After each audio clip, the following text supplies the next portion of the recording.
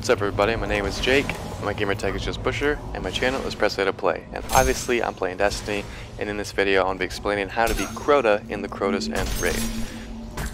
Now I'm going to try to get through this as fast and detailed as possible, so I might be trying to say a lot of words really fast, and it might get a little confusing, but hopefully you can follow, and I believe that this video should help. So here we go. Now, if you haven't beaten Crota already, it must be because either your raid team has bad communication, you have a bad raid team, or you just don't have a good strategy. And that's what I'm going to show you here, is my team strategy. I think it's really good because we can beat Crota in just a couple minutes. We could probably do it, we think we can do it in at least 2 sword runs, which we're going to try in this next week when the reset happens. I gotta say though, before I start explaining, that this footage is from our very first run when we were still developing the strategy, and so it might seem a little time consuming and not as not as flawless as it is now. But once you work it out with your team and you synchronize when to tell your sword guy to go up as you're downing Crota, and you make sure he does what we try to do is get at least 2. You can get 2 to 4 heavy attacks in, or if your sword guys be a little ballsy. But you can at least get a heavy, a super, and then a heavy if you can generate orbs for your sword guy when he has the sword. Because the super has no animation, so he goes up there and he gets heavy, super, heavy, and he has plenty of time to get out of there before he can be hit by Crota.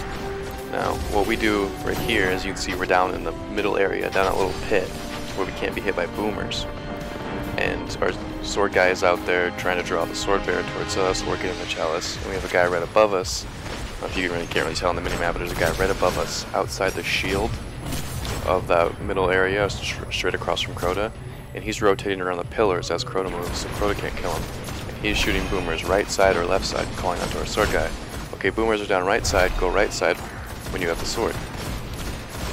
And to make sure we can do maximum damage on Crota before the enrage period hits, which was a problem a lot of the time after we had gotten the strategy down, was that we just couldn't do enough damage in the time. We would do at least one down Crota 1 time in each sword run, which wasn't enough. So we realized that in the first run that if we killed the sword bearer right out in the middle, right below Crota, we could get 2 sword runs in. What else is down Crota 2 times in 1 sword run, and we had, I gotta say, we had at least 5 icebreakers, but sword guy obviously wasn't shooting, and the guy watching boomers wasn't shooting Crota. So we had about 3 to 4 icebreakers, and at least 1 guy shooting rockets at Crota. And we would down him, and our sword guy runs in, as you saw already, you'll see again. Our sword guy will run in and do a heavy, hopefully as a super. So what we try to do is, because we have hunters, it works. I mean, Nova Bomb doesn't work too well on the sword bearer, but Fist of Havoc does too. We try to kill the sword bearer with a super so we can generate orbs for our sword guy. Picks up orbs so we can go up there and do a heavy, super heavy, rather than just a bunch of heavies and some slashes. But heavy attacks are better in my opinion.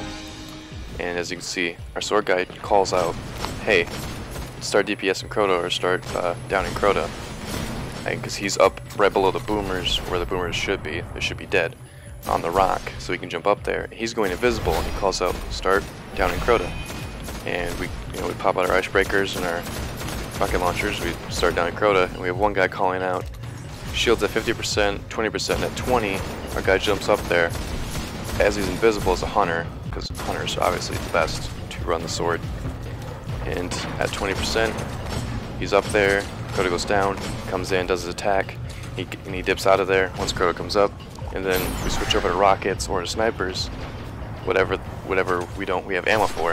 And we hit him again on our first run and down him again. And that tends to make it very simple that we can get him down or kill him in probably at least 2 more sword runs, because ogres obviously come after 2 runs. So like you get sword bearer, ogres right here, and then another sword bearer, and then ogres a second time, and then Crota gets enraged. And at that point he spawns oversoul after oversoul once he does get enraged, and it's just impossible. See, here we got a bunch of orbs for our sword guy, and that, if you can land a heavy, super heavy, that does a lot of damage, and you can finish Crota off. in one double run and then about 2 or 3 single runs. So past one round of ogres and almost before the next round of ogres, you should be able to beat Crota. It's actually very simple.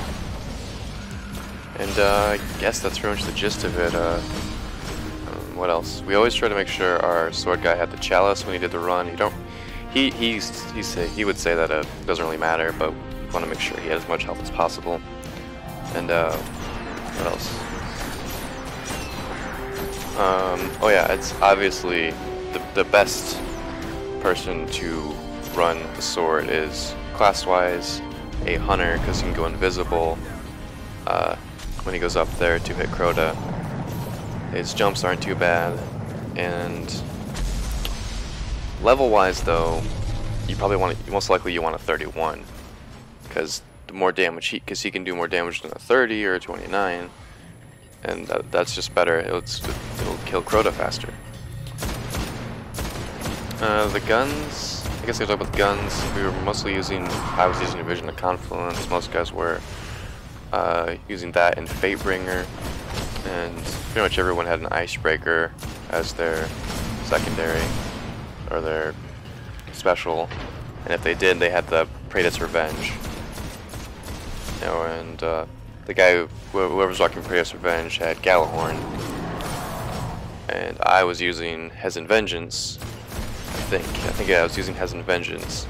But if you have the raid, the Hunger of Crota, the raid rocket launcher from this, I would recommend using that, because it's basically a mini Galahorn. It has the seeking bullets, the seeking rounds, and which is nice because I couldn't hardly ever land a shot on Crota with Hezen Vengeance, because he would just strafe just a little bit and I would miss, and that does a decent amount of damage, especially if you rank it up a bit, and it'll seek him out, which was really nice for downing Crota a second time, because you could seek him.